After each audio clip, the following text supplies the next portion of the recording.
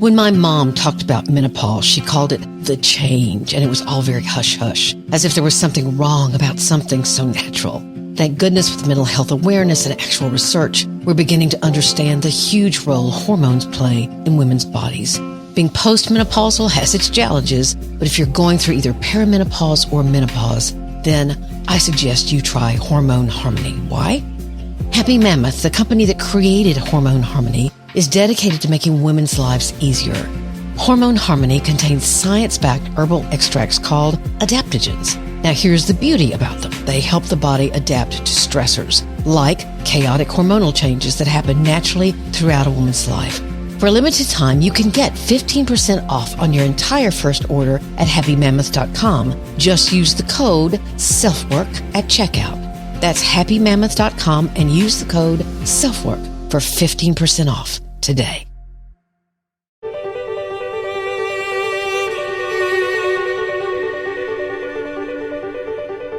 This is SelfWork, and I'm Dr. Margaret Rutherford. At SelfWork, we discuss psychological and emotional issues and what you can do about them, whether that's learning self-acceptance, taking action, or seeking therapy or treatment. 8 years ago, I extended the walls of my practice to reach those of you who might already be knowledgeable about mental health treatment, but also to those of you who might say you'd never darken the door of a therapist. And yet, you are here. I'll answer your questions while I invite you to take a few minutes for your own self-work. So, what are the questions you might ask someone else? Maybe you might say, I've realized that I'm changing the way I'm thinking about my life. Something's happened that has me wondering what I want to do now. I'm not real happy doing what I'm doing, and I want to believe there's something else out there for me. Do you ever feel that way? Welcome to this week's edition of SelfWork. Right off the bat, I want to thank my team, John Crowley and Christine Matthias, for taking the helm while I was on a work/play trip in Portugal for the past few days. When you know you're leaving something you love in someone else's good hands, then you can truly relax. And after I worked doing some filming of mental health education videos, I did just that. I relaxed. And along with my husband, we had a great week of meeting people we'd never met, seeing things we'd never seen, eating wonderful food, and drinking lovely wine, and then traveling home to get back to the work that I do truly love. And a huge part of that work, for me at least, is self-work. Today, I want to talk about purpose. Many people find purpose in their faith, whatever that faith might be, some in a political party, some in rearing a family, some in achievement of some kind, some in giving to others.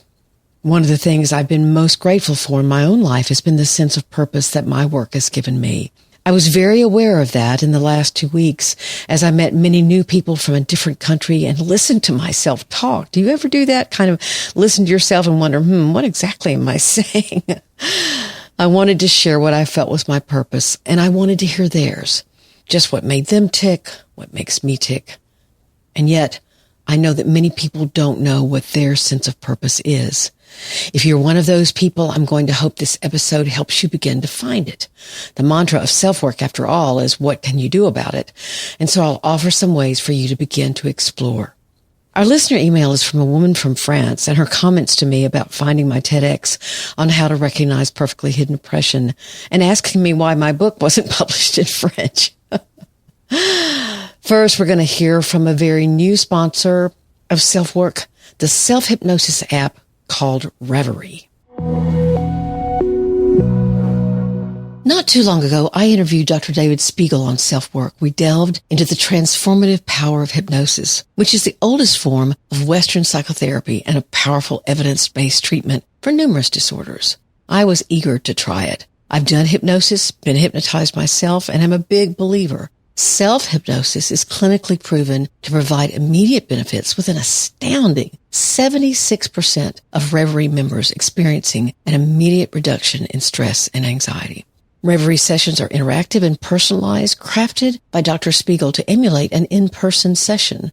I've tried these myself and experienced their effects. His therapeutic protocols induce a unique brain state that can be leveraged to improve sleep, high performance, addiction, stress, anxiety, chronic pain, and more. I've partnered with Reverie so you can also experience the power of hypnosis to combat overthinking and negative thoughts that may be holding you back. Right now, you can try Reverie free for 7 days and use code Margaret to lock in a 20% exclusive discount. Again, you can try it for free at Reverie.com for 7 days and then use the code Margaret to lock in a 20% exclusive discount. Let me hear from you.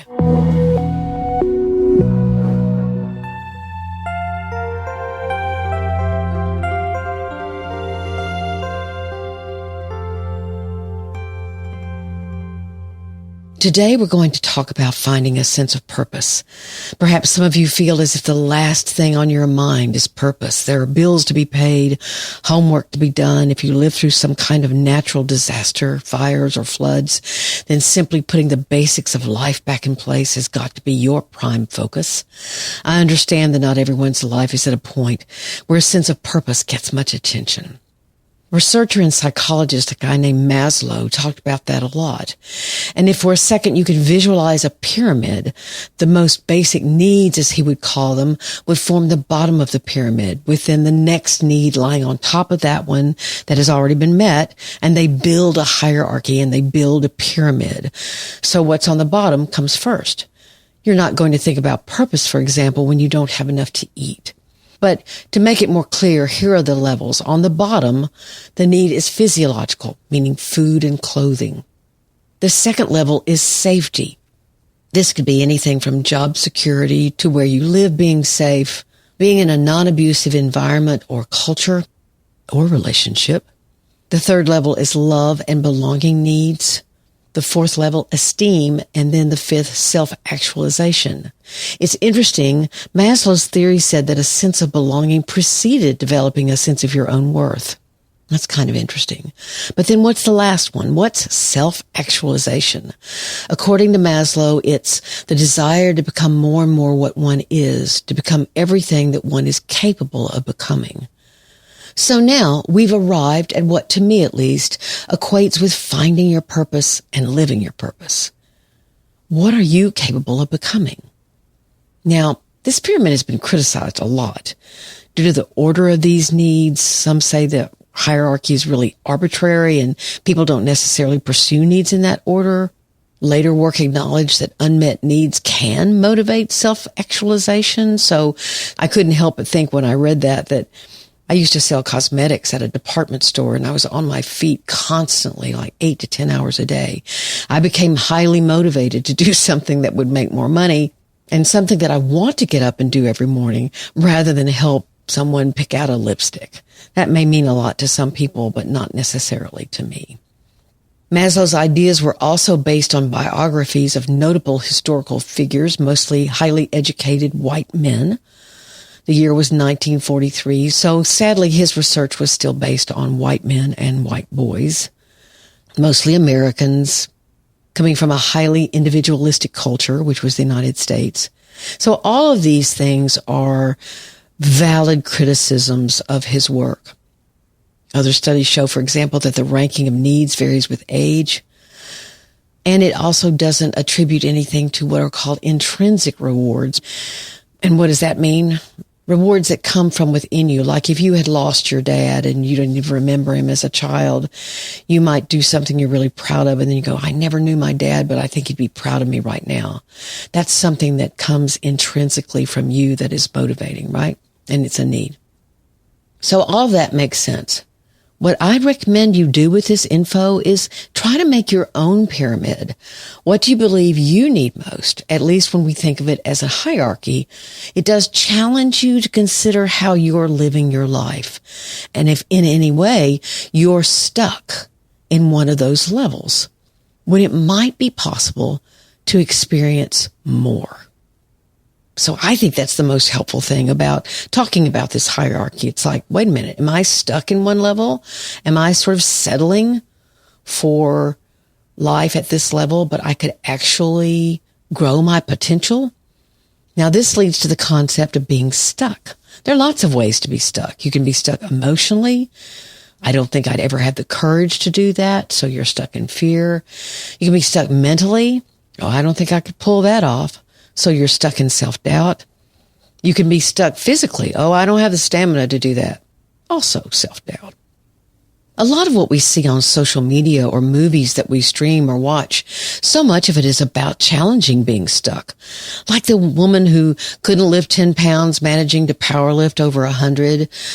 Think about the Ted Lasso series where a coach who knew nothing about the sport of soccer seemed to know so much about how to take a losing team and make them into a true team, make them into good people, where he defined a new purpose for every member of that team.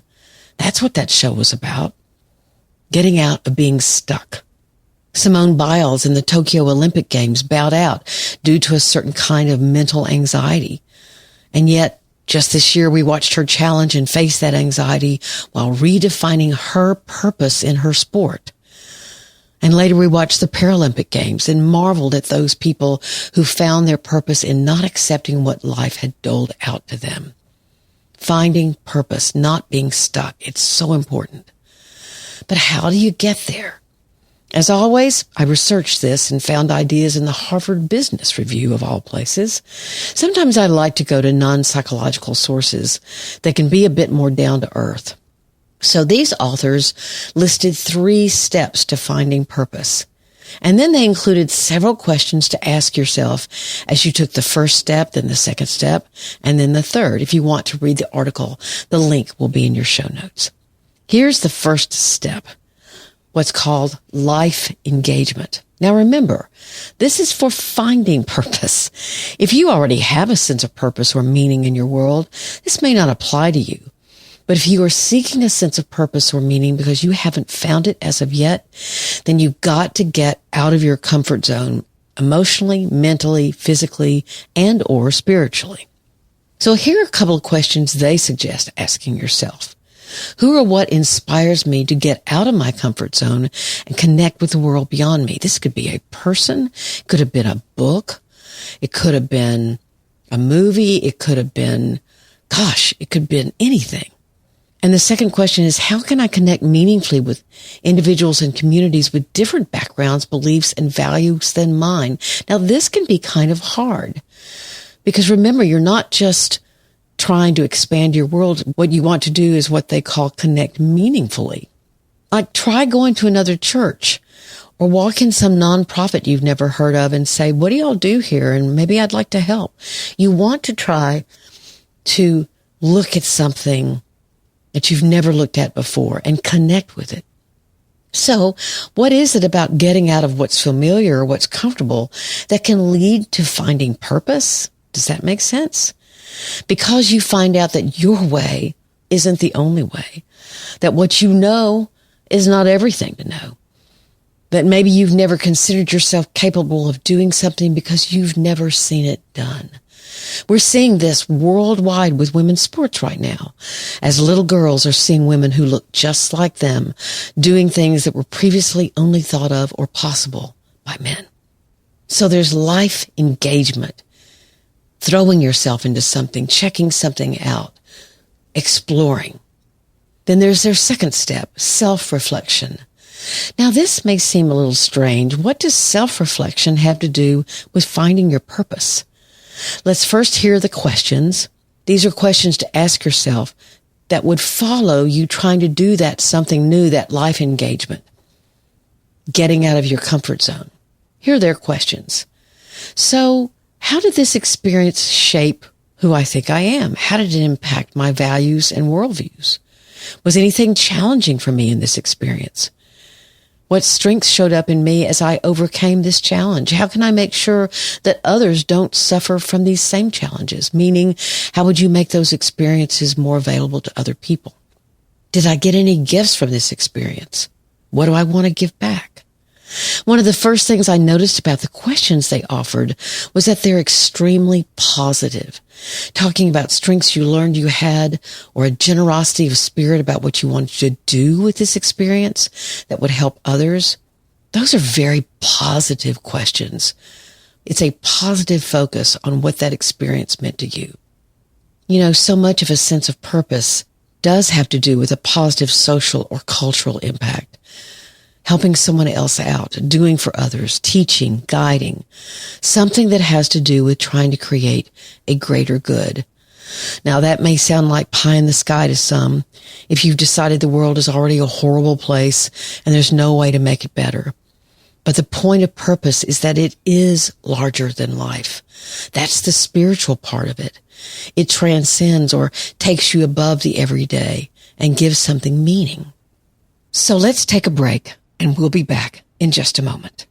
As a psychologist, I've talked to many people with OCD about their experiences. The idea that OCD is only about hand washing and organization is a misconception. OCD is a severe and very common condition. OCD can latch onto anything, but it often focuses on the things we care about most. In an attempt to make the distress from their unwanted thoughts go away, people with OCD will often engage in repetitive physical or mental behaviors known as compulsions, which can be incredibly time-consuming and exhausting. Yet OCD is highly treatable, but it needs specialized treatment. NoCD is a virtual therapy provider for OCD that makes getting specialized therapy easier than ever. With NoCD, you can do live, face-to-face video therapy with licensed therapists who specialize in OCD. Therapists receive in-depth specialized training in exposure and response prevention, or ERP, a type of therapy that was designed specifically to treat OCD. NoCD accepts many major insurance plans and offers always-on support between sessions. If you think you might be struggling with OCD and want to learn more about therapy with NoCD, go to nocd.com and schedule a free 15-minute call with their team. That's nocd.com to learn more and book a free 15-minute call. But let's talk about the value of self-reflection for a minute. Let me see if I can give an example of someone learning to self-reflect. I've had more than one, but luckily not many, person as a client who in anger will say that they know the only reason I'm sitting there with them is because I'm paid to do so. This is mostly about horrible self-esteem and even fear, which is what I believe most of the time, yet it's coming out as anger toward me. Now, the fact is that I am paid to do what I do. I can't deny that. But you can hear how defining the therapeutic relationship as only about money robs it of any higher purpose or meaning. Now, this may be meant to push me away, but it usually actually leads me to believe that we're touching on something that's scary to my client, and I need to wait and give them time. What gives our work together meaning is far more than money exchanged. But I also realize that work can be at times very scary for the client. So what do I do with all that? I try to help them see their fear and that it's okay to be afraid of vulnerability or whatever they're afraid of. When you begin to ask yourself these questions, when you use self-reflection to figure out the meaning of things for you, then it helps you define your purpose. Let me give you an example for that. Maybe in the next session, the client will look at me and say, I don't really believe that you're in it for the money. I was just so uncomfortable and I didn't know what else to say or do. I am afraid of this work. That's self-reflection. That's someone taking my feedback to them about, wow, you're trying to make this about money, but it's actually about your fear. And I understand that. Then they chew on that for a while and they realize, there's some truth to that. They are self-reflecting. So this is what these Harvard researchers are saying is how you figure out the gifts or what you learn from a new experience. You self-reflect. So you know what you're trying to build or do or gain. And then there's one more step. It's called social feedback. You want to be able to talk with others about how they're creating purpose in their own lives. They can then learn from you and you them. So the Harvard author suggests asking things like, I'd appreciate a sounding board as I think about my future. Would you play this role for me? I am curious, what are your plans for the future? What kind of life do you want to live? What energizes you the most as you look into the future? Now, some of you may be shaking your head and saying, this is a little woo-woo. Nobody sits around and talks like this. Well, I get the discomfort a little bit. I don't think we often just jump into these conversations. In fact, usually something has happened, this quest for purpose in the first place. Maybe someone you love died or someone was born. You got to a certain age or birthday. You changed jobs. You moved. your best friend moved. Something creates enough change or emotion in you that you're questioning the meaning of your life. So, what are the questions you might ask someone else? Maybe you might say, I've realized that I'm changing the way I'm thinking about my life. Something's happened that has me wondering what I want to do now. I'm not real happy doing what I'm doing, and I want to believe there's something else out there for me. Do you ever feel that way? I think that language is a little more relatable.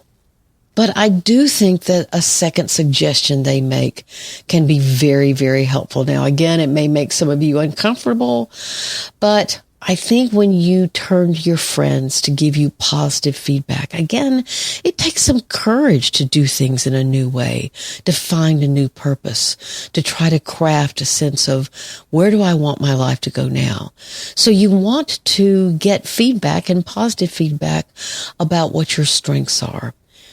For example, you could ask a friend, hey, you've known me for a long time. What do you think are my greatest strengths? Or, I wonder if you've noticed, when do I seem the most energized and excited about something? You're asking them to comment on who they see you as, who you are. This reminds me of something I actually ask clients to do. I'll ask them to ask some people that they know well to describe them with one word. Someone comes to mind immediately who struggled a lot with self-esteem, although they were very well respected in the community, but had grown up in a terribly abusive home and they'd absorbed that shame. So they asked their friends to comment. Can you describe me in one noun or adjective? One word that came back, and by the way, they got like 25 different responses.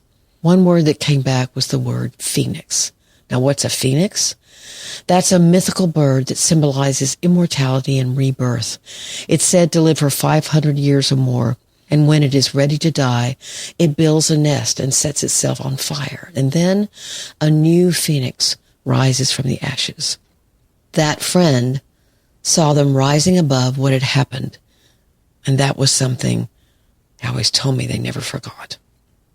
But what you really want to do is to continuously engage and balance all three of these actions: life engagement, self-reflection, and then getting social feedback about your strengths, where you're having intentional conversations with people about you, and then you give that gift back to them. To make this a little more real, let me again use myself as an example. When I began SelfWork, I was 62 years old. I'd not listened to many podcasts. In fact, I think maybe 3. But publishers were turning down my book because no one knew who I was. So I risked and I started SelfWork. I was petrified that I'd be thought of as too old, too Southern, too white, too something. So I had to face those fears, and some people might think that. I don't know. But there are many of you who tune in to listen. But also, I had to do a lot of self-reflection. Was podcasting something I was really enjoying and growing from? Because I realized quickly that getting my name out there wasn't going to work as a motivation for me after all. If all I cared about was numbers, doing the podcast would become a chore. So after that self-reflection, I realized the real reason I was doing it. And as I say in the intro, it very quickly evolved into a desire to spread better mental health information into the world. It had been that all along, but I had to give up the part that was going to ruin it for me, where it would lose its true purpose. And as far as social feedback is concerned, not only do I have a few dear friends who give me support when I need it, but many of you also write to me to tell me what you like, what you would like more of. And I would love for you to do that at AskDrMargaret at drmargaretrutherford.com. So go for your purpose. Risk getting out of that comfort zone. Then self-reflect on how that feels to you and whether or not this new experience is one that will bring purpose to your life. And 3, lean on those you trust to give you feedback about your worth, and then you can give them the same.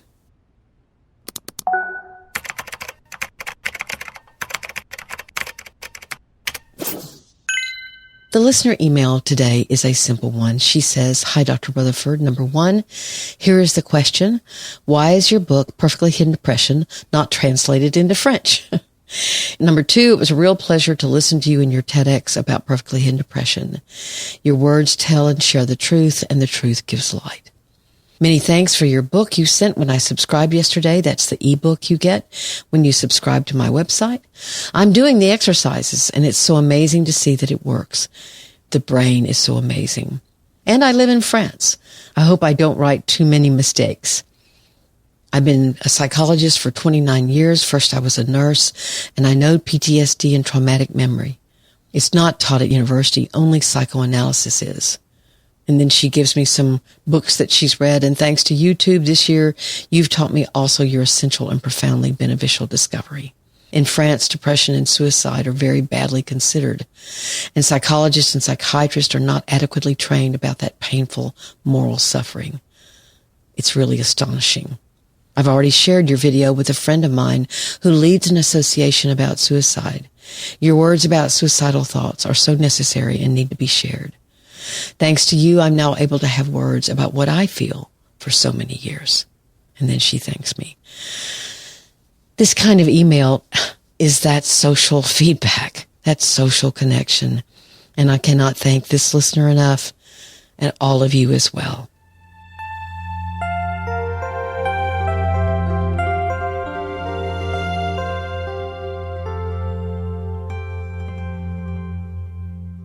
You can always join my Facebook group at facebook.com/groups/selfwork. I would love to have you there. You can subscribe to my website just like this listener did, who wrote me the email.